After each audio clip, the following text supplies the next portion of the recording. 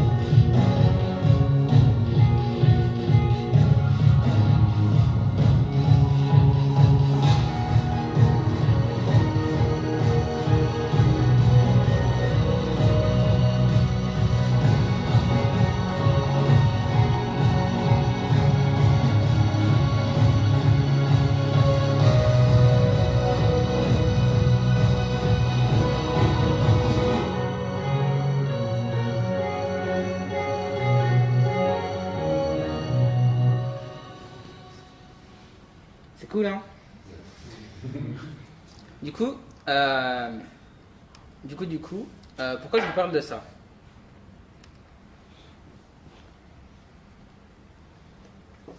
À votre avis?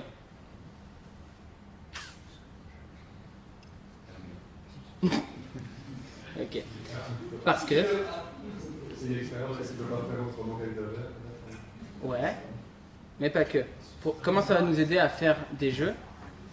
Tout simplement que Tilt Brush permet d'exporter des OBJ. Ouais. C'est trop bien. C'est beaucoup trop bien. Et du coup, qu'est-ce que c'est qu'un OBJ? C'est un format qui est open source qui permet de décrire des objets 3D et qui peut être utilisé dans une multitude de software. Vous les connaissez certainement beaucoup mieux que moi. Et donc on va pouvoir exporter nos modèles qu'on dessine dans Tilt Brush et les importer dans un software comme Unreal Engine, Unity, pour les intégrer dans nos jeux ou applications. Voilà quelques exemples de certains artistes. Donc on voit que là-dessus, surtout sur le personnage, on a cet aspect pâte à modeler qui n'est pas forcément toujours facile à avoir quand on travaille avec la 3D traditionnelle. Et du coup, on va prendre un personnage et on va l'emmener jusqu'à un moteur temps réel. Pour ça, déjà, premier problème, moi j'étais Survive à Paris. Du coup, j'ai dû me débrouiller autrement pour trouver un personnage. Je suis parti sur Sketchfab. J'ai cherché un character tilt brush qui est téléchargeable, c'est mieux. Et je suis parti sur Unity. Et attention, fermez les yeux si vous avez peur de ce genre de choses. Pour un personnage très simple, on a plus de 40 000 polygones, triangles. Qui voudrait nettoyer un mesh comme ça? À main levée? Personne?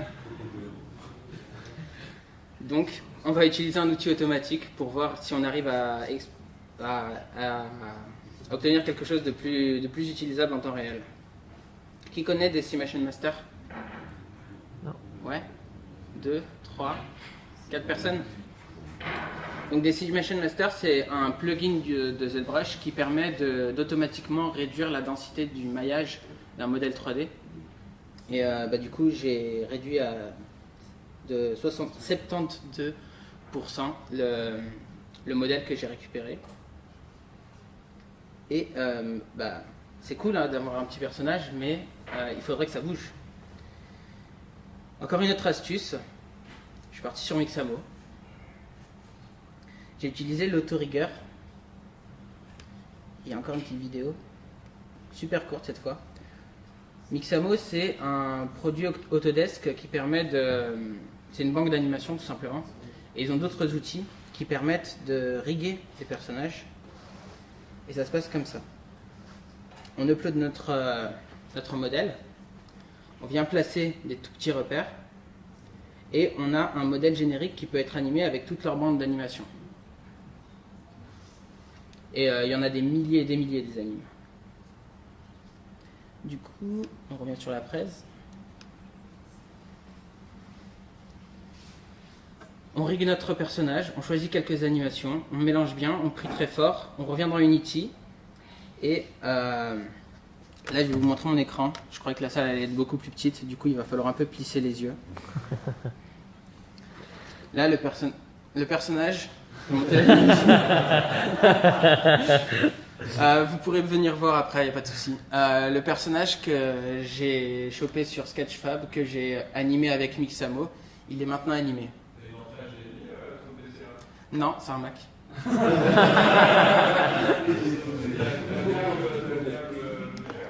Rien du tout. Rien du tout. Si tu as un adaptateur...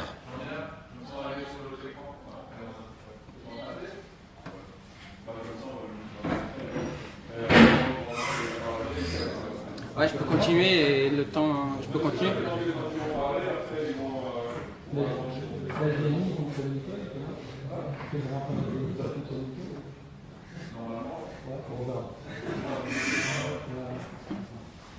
Ok. Donc, les environnements. Comment ça se passe? Qui a regardé la conférence Unit 2016 de Unity?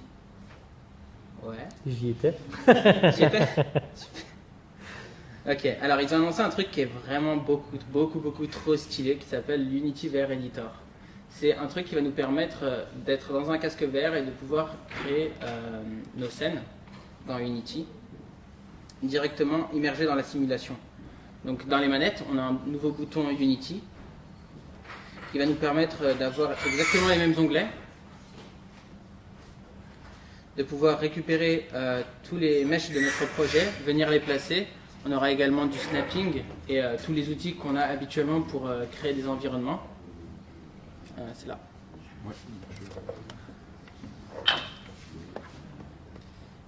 Et également venir corriger tout ça avec l'inspecteur.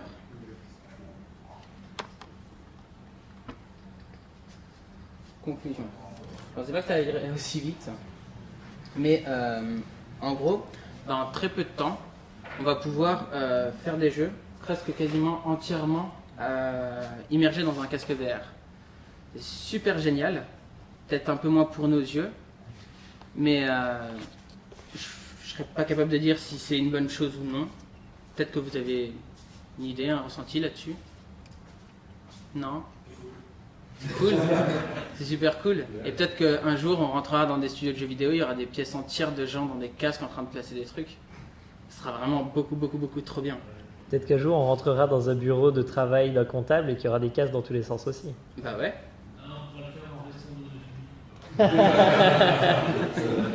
Ouais. Ouais. Merci. Thank you.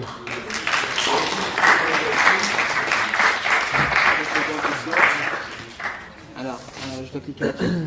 Mais normalement, il est bon, tu vois, il voit qu'il a un signal VGA, mais il a l'air de le diffuser. Ah, Là, je viens de cliquer sur table 2.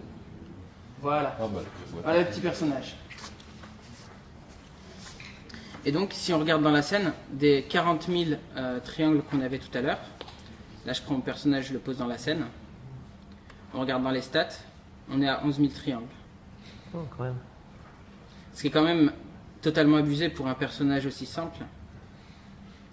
Mais bon, je suis sûr qu'il y a des artistes qui s'amuseront à. Est-ce qu'il y a eu beaucoup de Est-ce qu'il y a eu beaucoup de pertes de qualité, point de vue du personnage? Il n'y a pas eu tant que ça de pertes. Je vais essayer de te montrer le mesh. Au final, quand on trace un trait, on vient dans Tilt Brush, on vient créer une bande. Et pour avoir la même précision qu'on a quand on trace, il vient trianguler autant qu'il faut pour reproduire la courbe. Du coup, en réduisant un peu ça, on pourrait avoir des courbes toujours aussi détaillées, sauf dans des choses vraiment qui partent dans des splines, mais toujours exploitables. Ok.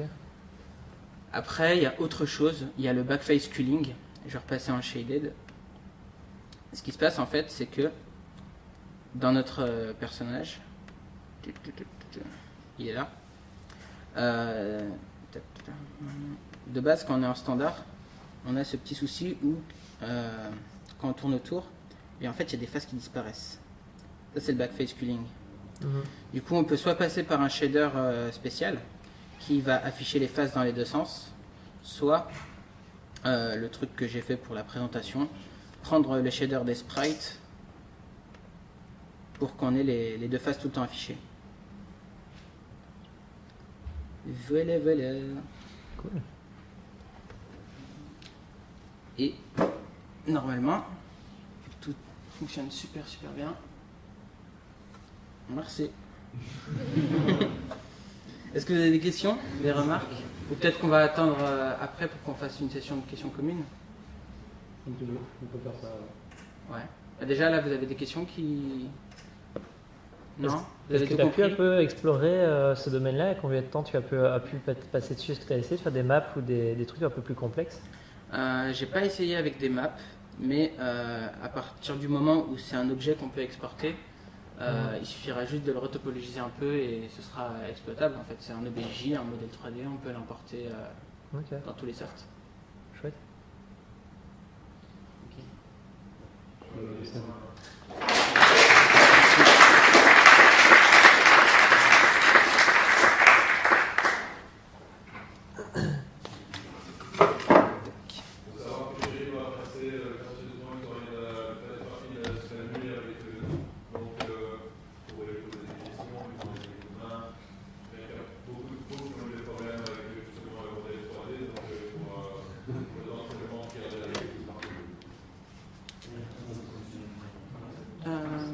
Il y a un truc à faire?